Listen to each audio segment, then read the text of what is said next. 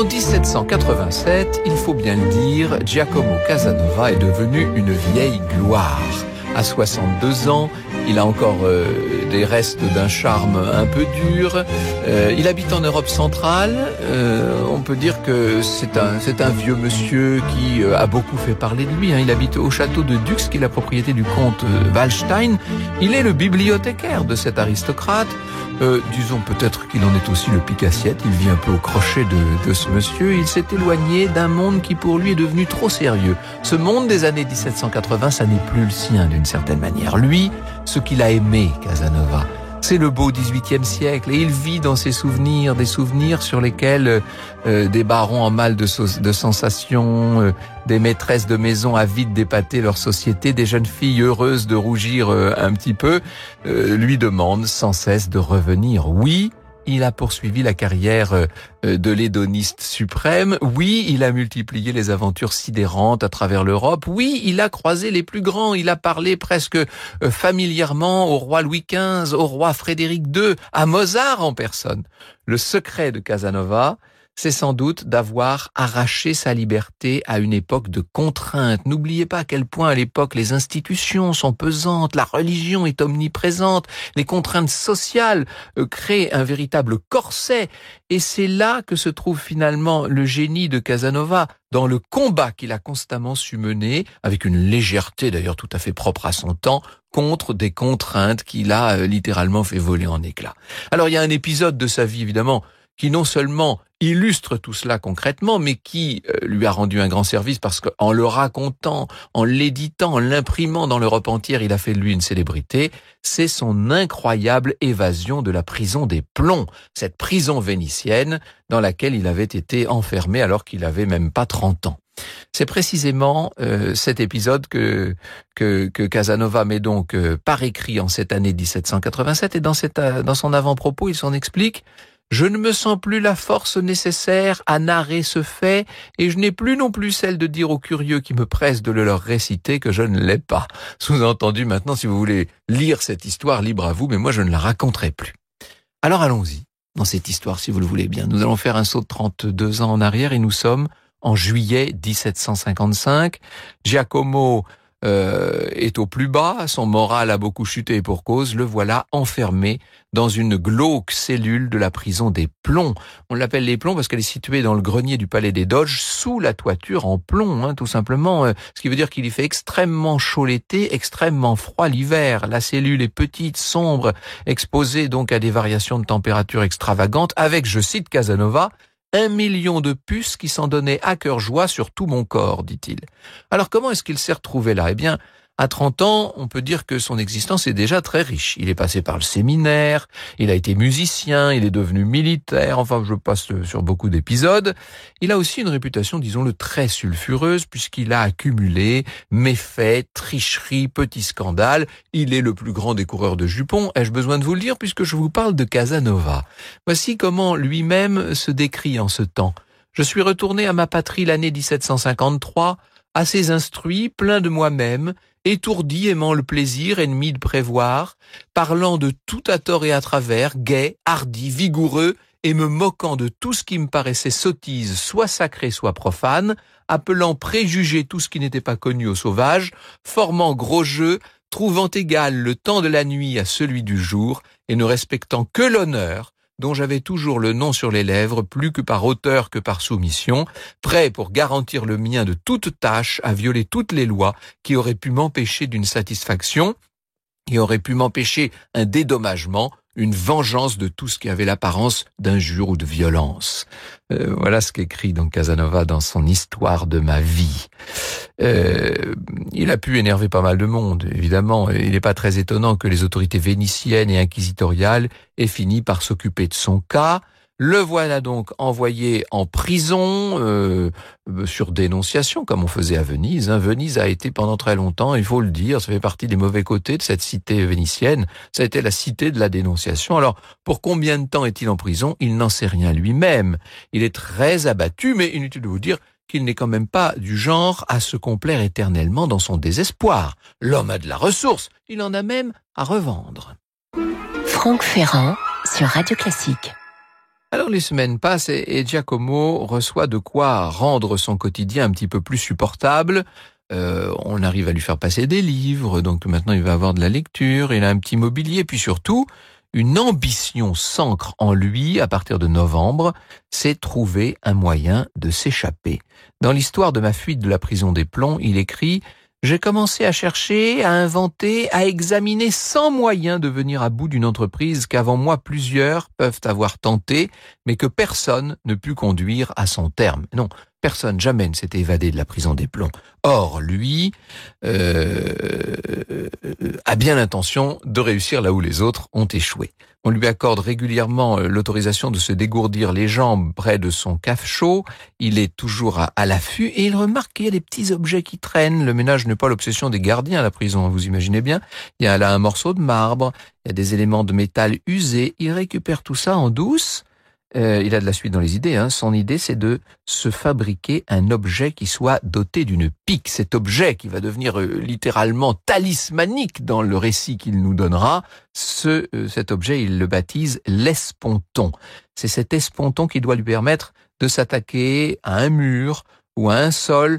Autrement dit, de quoi petit à petit faire un trou et même un passage vers l'extérieur et vers la liberté. Alors, bien sûr, c'est pas facile, c'est plus facile à dire qu'à faire.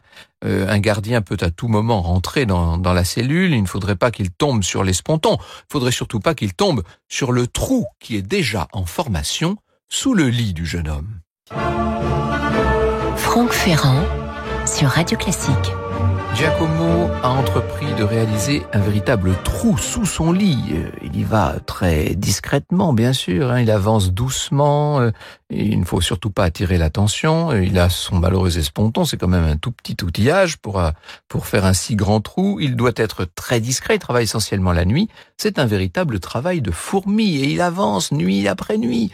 Il fait un trou de plus en plus grand et quand on lui annonce qu'il va devoir partager sa cellule, alors là, ce n'est pas la première fois, mais là, il va avoir un compagnon de cellule au plus mauvais moment, si je puis dire. Ça rend l'entreprise très compliquée. Son nouveau camarade se trouve être un abbé, et très vite, Giacomo, qui n'a pas vraiment le choix, décide de lui avouer ce qu'il est en train de faire. Et heureusement, le bon prêtre a décidé que, après tout, c'était le droit d'un prisonnier que d'essayer de s'évader, et il entend ne pas le dénoncer. Il va même aller plus loin, c'est que petit à petit, il lui donne des conseils. Il lui dit, tiens, tu devrais creuser plutôt comme ça, tu devrais aller là, etc. Et quand l'abbé finalement quitte la cellule, le trou est déjà relativement profond. La pièce du dessous semble accessible. Or, Giacomo est au courant que cette pièce en question, elle va être désertée un jour de la fin du mois d'août. C'est l'occasion à saisir, bien sûr. Alors, il prépare tout pour être prêt à temps pour passer d'un étage à l'autre. Et là, rebondissement, peu avant la date fatidique, son gardien, qui s'appelle Laurent, vient lui dire qu'il a une bonne nouvelle. Aïe, aïe, aïe, qu'est-ce que ça veut dire? Alors je laisse là la parole à Giacomo Casanova. J'ai d'abord cru que c'était celle de ma liberté, car je n'en connaissais pas d'autre qui pût être bonne.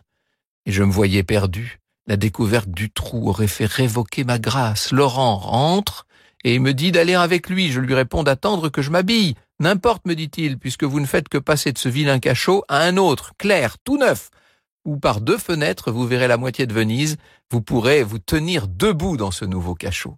Aïe, aïe, aïe. Autrement dit, c'est un simple déménagement qu'on lui propose. Ce n'est pas du tout la liberté. Ça, c'est un vrai désastre parce que, évidemment, ce qui devait arriver arrive.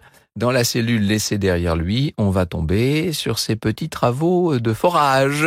Et évidemment, ça se passe très mal. Punition, réprimande multiples. Le geôlier va même devoir maintenant le surveiller quasiment jour et nuit. On lui propose pour se sustenter du vin qui était devenu du vinaigre, de l'eau mauvaise, de la salade pourrie, de la viande puante. Bref, il est maintenant maltraité.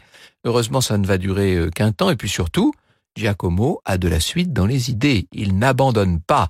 Il y a toujours chez lui cet appel de la liberté qui a guidé sa vie et qui, en l'occurrence, guide le prisonnier vers de nouveaux travaux toujours plus audacieux. Et le voilà qui entre maintenant en contact avec un autre homme enfermé dans un cachot mitoyen, un religieux de la congrégation des Somasques, le père Marino Balbi. Leur relation va crescendo. D'abord, ils obtiennent de pouvoir se prêter des ouvrages, et puis ils entretiennent une correspondance clandestine, ce qui passe le temps, n'est-ce pas? Et puis Giacomo qui d'abord a hésité à faire confiance à ce religieux, finit par lui faire parvenir le précieux esponton.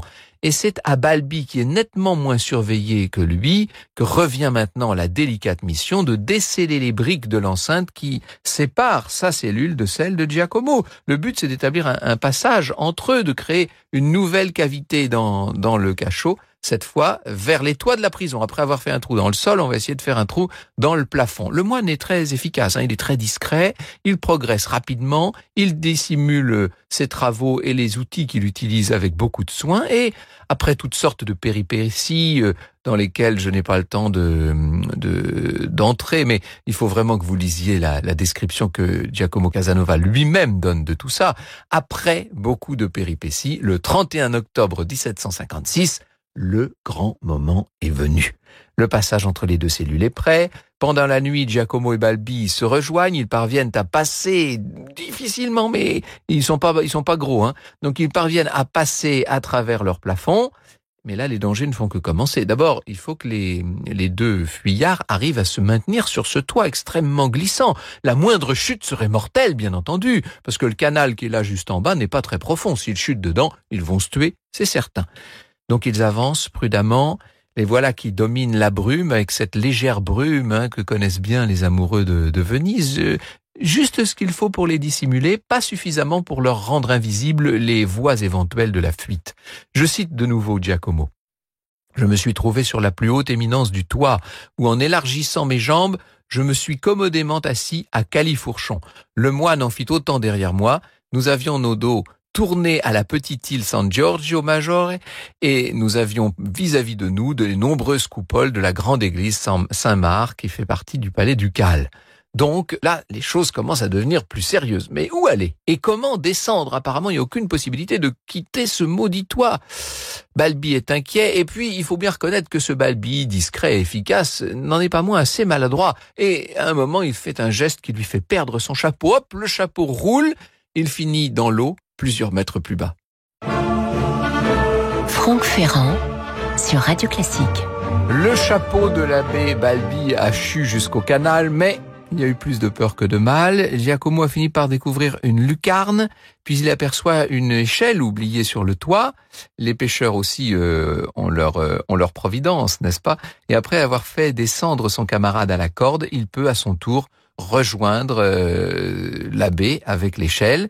C'est une première étape. Les voilà qui entrent maintenant dans les combles. Là, le noir est complet. Il était quand même difficile de savoir où ils sont exactement. Après avoir tenté de visiter les lieux, Giacomo décide d'aller faire un petit somme, mais il l'a bien mérité. Il raconte: réduit à une destitution totale de force de corps et d'esprit, j'ai cru de céder non pas à la force du sommeil, mais à une charmante mort. J'ai dormi presque 4 heures, et ce furent les cris perçants du moine et les fortes secousses qu'il me donna qui me réveillèrent. Il me dit qu'11 heures venaient de sonner, et que mon sommeil dans notre situation était incroyable et inconcevable. Oui, c'est le moins qu'on puisse dire. Alors les voilà qui se remettent en quête d'une sortie vers les étages inférieurs. Ils vont trouver un accès vers une partie du bâtiment qui est dédiée aux archives. Ils avancent comme ils peuvent, mais ils finissent par tomber sur une nouvelle porte verrouillée. C'est normal, on est dans ce grand palais des doges de Venise, et encore une fois, les deux fuyards, les deux fugitifs ne se découragent pas. Giacomo sort son fameux esponton qui décidément aura été l'instrument du miracle, et il attaque carrément le revêtement de la porte. Il se fraie un passage, et les voilà tous deux qui franchissent laborieusement l'obstacle. Leurs vêtements sont déchirés, ils se sont blessés. Peu importe, 2 escaliers plus tard, nouvelle difficulté, les voilà bloqués à nouveau. Or, cette fois, les portes sont totalement infranchissables avec leurs faibles moyens. Vous savez, plus vous descendez les étages dans le palais des Doges, et plus vous êtes dans des étages nobles avec de grosses portes absolument infranchissables. Rien ne paraît possible, sinon attendre quelque chose ou quelqu'un. Giacomo décide de se changer pour être plus présentable, et puis apparemment sans trop y réfléchir, il ouvre une fenêtre et il se laisse voir par des passants en contrebas. Non mais c'est de la folie. Franck Ferrand sur Radio Classique. Je lui cède de nouveau la parole. Ma figure, remarquable par le brillant d'un chapeau à point d'Espagne d'or et par un plumet blanc, fut observée par des fainéants qui étaient dans la cour du palais, que j'ai vu me fixer et qui apparemment cherchaient à comprendre comment quelqu'un pouvait se trouver là. Je me suis d'abord retiré, bien repenti de mon imprudence. Cette imprudence fut la cause de mon bonheur. On est allé dire à l'homme qui avait les clés de ces lieux qu'il y avait du monde qui devait avoir passé la nuit là, et qu'apparemment il devait avoir enfermé lui-même sans le savoir. Évidemment, le gardien se précipite à la rencontre des deux visiteurs, entre guillemets. Il actionne la poignée. Le cœur des deux fuyards, on peut l'imaginer, bat la chamade. Giacomo sait qu'en cas de réaction agressive du gardien, là, il va devoir l'assommer. Et encore, je suis gentil. En fait, quand la porte s'ouvre, le gardien est tout étonné. Giacomo et Balbi se faufilent à toute vitesse en disant « Merci de nous avoir enfin libérés » et hop, les voilà vers la sortie. Les deux hommes sont maintenant au milieu de la Piazzetta et les voilà bientôt perdus dans Venise, dont les plaisirs leur ont tant manqué. Il faut bien sûr partir tout de suite, là ils n'ont pas le choix. Ils vont vite trouver une gondole pour gagner le continent à la recherche d'un chemin vers l'exil. J'ai alors regardé derrière moi tout le beau canal et admirant la plus belle journée qu'on pût souhaiter et réfléchissant en même temps à la cruelle nuit que j'avais passée, à l'endroit où j'étais dans la journée précédente et à toutes les combinaisons qui me furent favorables, le sentiment s'est emparé de mon âme qui s'éleva à Dieu miséricordieux, secouant les ressorts de ma reconnaissance, m'attendrissant avec une force extraordinaire et tellement que mes larmes s'ouvrirent soudain le chemin le plus ample pour soulager mon cœur que la joie excessive étouffait. Autrement dit, Giacomo Casanova a pleuré. Voilà donc, résumé, le récit que lui-même a publié en 1788, celui d'une nuit d'aventure qui fera sans doute autant pour sa légende que toutes ses nuits d'amour. Franck Ferrand sur Radio Classique. Je parlais tout à l'heure avec Bertrand d'Hermoncourt de Stefan Zweig et je ne résiste pas au plaisir de vous lire un petit passage de Zweig parlant justement de Casanova et de la propension qu'avait notre fugitif de la prison des plombs à raconter ses grandes aventures. Je cite Stefan Zweig. Chaque fois, quand par exemple il racontait l'histoire de son évasion des plombs, il était tenu, pour la rendre plus intéressante, d'inventer une dangereuse et nouvelle péripétie, et c'est ainsi qu'il s'enfonçait toujours davantage dans l'exagération. Il ne pouvait pas deviner, le bon Giacomo, que 150 ans après sa mort, une police spécialement attachée à l'histoire casanovienne fouillerait encore tous les documents, lettres et archives pour vérifier chaque date, contrôler chaque rencontre et chaque mensonge, à chaque erreur relevée, lui taper vigoureusement sur les doigts avec la férule de la science. Sans doute, elles sont un peu fragiles, ces dates, et si on les touche trop brutalement, les plus amusantes constructions tombent avec elles, comme un château de cartes sur lequel on soufflerait. Sans doute, Casanova a fait abondamment usage dans les détails du droit incontestable qu'a l'artiste de concentrer les choses dans le temps et dans l'espace, et de rendre les faits plus expressifs. Mais qu'est cela, à côté de la sincérité, de la franchise, de la netteté avec lesquelles il regarde dans leur ensemble sa vie et son temps. Non seulement lui, mais un siècle entier se dresse soudain plein de vie sur la scène, en faisant défiler devant nous, pêle-mêle dans ces épisodes dramatiques pétillants de contrastes et chargés d'électricité, toutes les classes et tous les états de la société.